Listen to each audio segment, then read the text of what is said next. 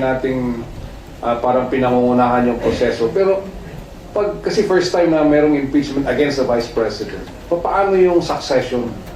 If ever na mangyaring ma-impeach siya, sino ang pipiliin? Susundin ba yung line of succession? SP sir?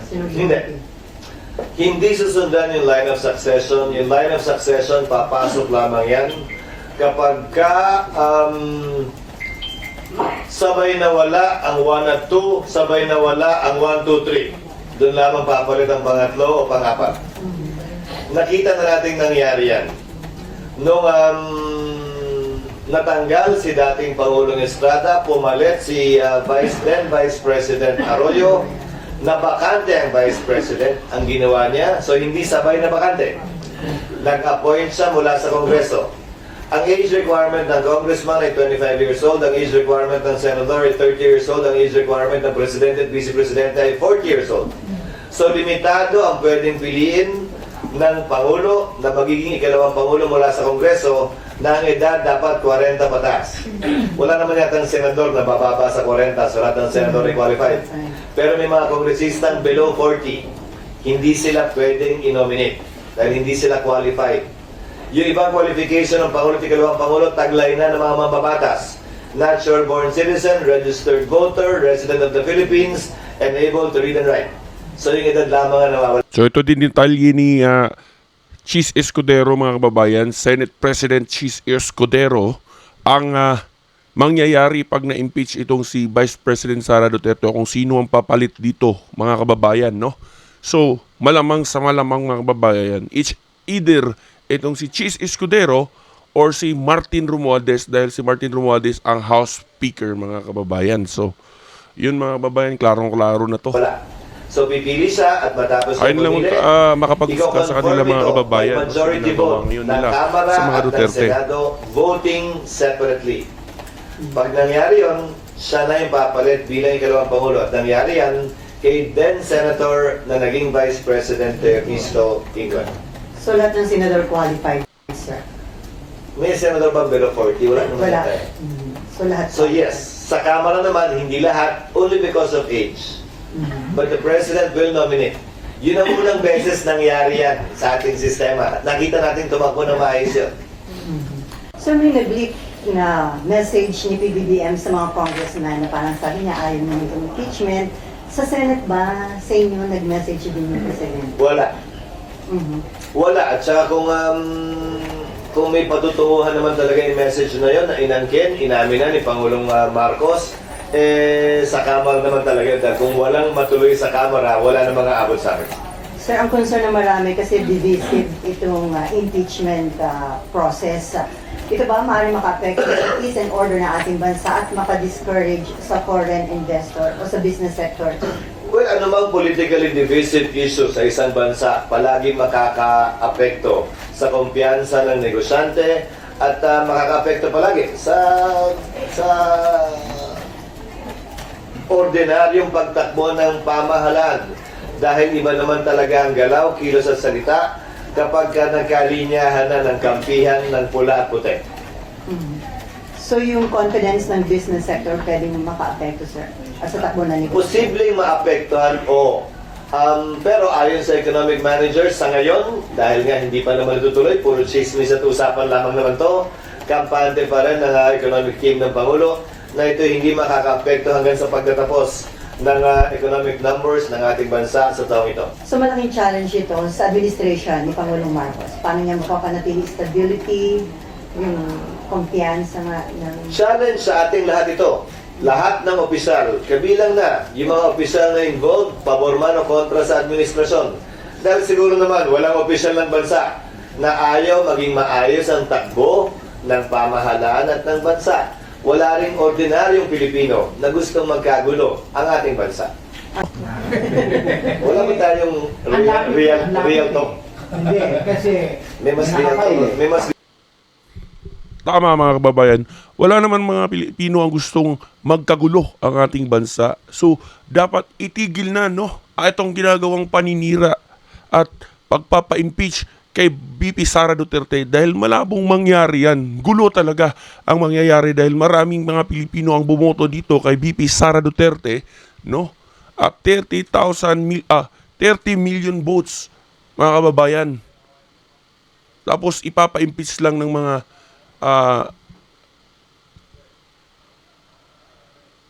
mga korap na opisyal ng ating gobyerno. Hindi pwedeng mangyari yan, kabayan. Real talk ako nabasa sa ano. Ay, Shopee. Gusto mo?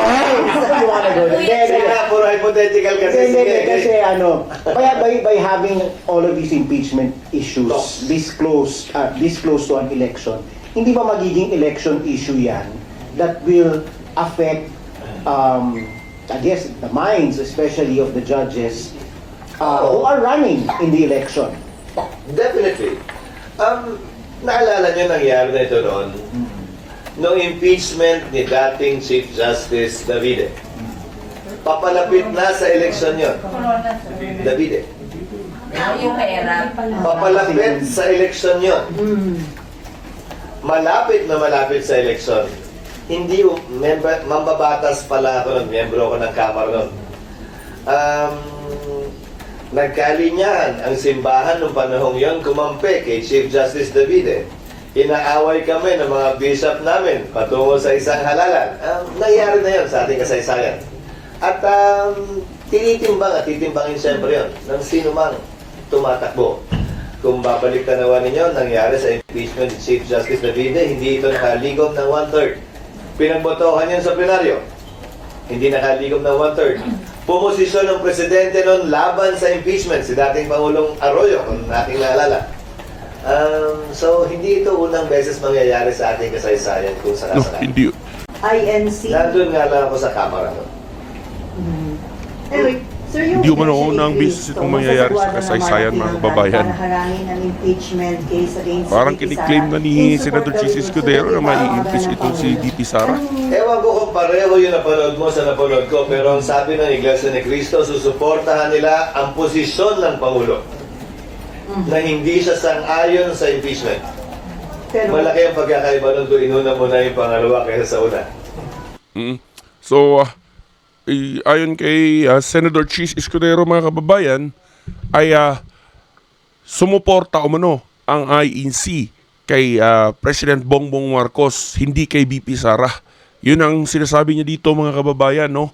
Dahil ang pagkasabi di umano ng INC ay suportado nila ang sinabi ni President Bongbong Marcos na wag ipa-impeach itong si VP Sara Duterte. so, may ano ba? In support yata dun, sir, magsasagwa sila ng marami. Bilang pagsuporta nga sa posisyon ni Pangulong Tingnan nyo. BBM. Klaro niya, mga kababayan, bilang pagsuporta umano sa posisyon ni PBBM, mga kababayan. Hindi kay VP Sara. Walang sinabing pagsuporta, kung tama ang pagkakarinig ko, at pagkakapanood ko, kaugnay sa sino mang binabalakang sampahan ng impeachment. So hindi yun Maliban na lang kung magkaiba yung napanood natin, pero mukhang pareho. Pero sir, ito may support nga dun sa panawagan ni Presidente na huwag na sana magkaroon ng impeachment. Pero hindi naman ito pagsuporta ng INC kay VP Sara. Hindi para sa akin na magsalita para sa kanila. Iniinterpreta ko lamang yung kanilang sinabi base sa mga salitang ginamit na ito'y pagsuporta sa posisyon at pananaw ni Pangulong Marcos na hindi makakabuti ang impeachment sa ating bansa sa panahon ito. So itong mangyayari, malukang rally ng INC, patunay na talagang very divisive. Ang sinabi dito ni Senator Chis Escudero, mga kababayan, is ang ginagawa di umano ng INC ay parang naging referee, no?